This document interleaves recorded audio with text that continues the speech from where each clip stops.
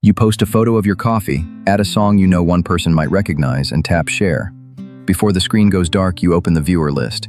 6 names appear, but you feel disappointed because none of them is theirs.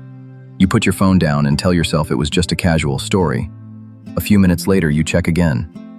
If their name is already there, your body reacts before you have decided what it means. Maybe they were waiting for you to post. Maybe the song landed exactly as you hoped. If they watch hours later, the delay becomes its own message. If they watch but do not react, the view gives you contact without clarity, so you return to the list as though looking at it again might reveal something new. The other viewers barely register. Friends, co-workers, people who genuinely care about your life. They become background around the one name you came to find. Maybe you genuinely wanted to share the coffee, the outfit, the gym mirror, or the night out. But once one person's view determines whether the post felt worthwhile, the story is no longer only expressing your life. It is arranging your life around being noticed by them. Indirect communication feels safer because it lets you reach towards someone without openly reaching out. You do not have to say that you miss them. You do not have to ask whether they still think about you. You can place the song in front of them and keep a safe explanation ready. It was for everyone. That protection has a price. Because you never asked a clear question, their view cannot give you a clear answer. They may have watched because they were interested, curious, bored, or simply tapping through whatever appeared next. A quick view does not prove they were waiting. A late one does not prove they were avoiding you.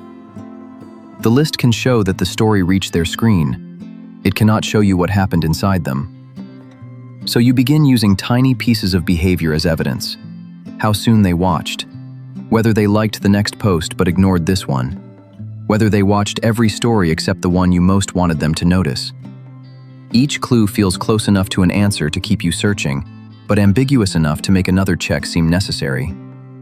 By then, you are no longer only observing what they do, you are designing the test they keep taking without knowing it. You post at the hour they are usually online. You choose a lyric they might connect to an old conversation. You include friends in the frame so you look busy, wanted, and unaffected. Then the evening starts being graded by whether one person saw the version of yourself you prepared for them. This is where a harmless viewer list begins taking something real. You can be sitting across from friends while part of your attention remains inside your phone. A photograph you liked starts feeling wasted if the intended person misses it. A night you genuinely enjoyed feels less successful because they watched without reacting. The story may be trying to show that you are living freely, yet your choices, your timing, and your mood are still being organized around the person you claim not to be thinking about. Repeated checking may not be a search for information at all.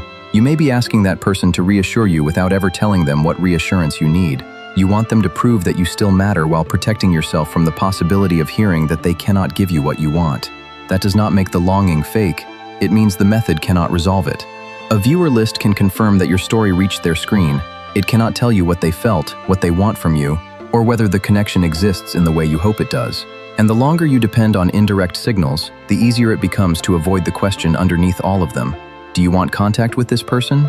Or do you only want evidence that you still occupy a small place in their attention? Before your next story, ask yourself one question.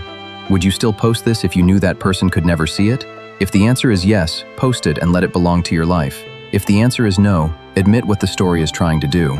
Then decide whether the honest response is a direct conversation or accepting that no indirect signal will give you the answer you want. Directness may bring an answer you do not like, but if contacting them is not appropriate, the more honest choice may be to stop staging contact through the viewer list and allow the silence to remain unanswered.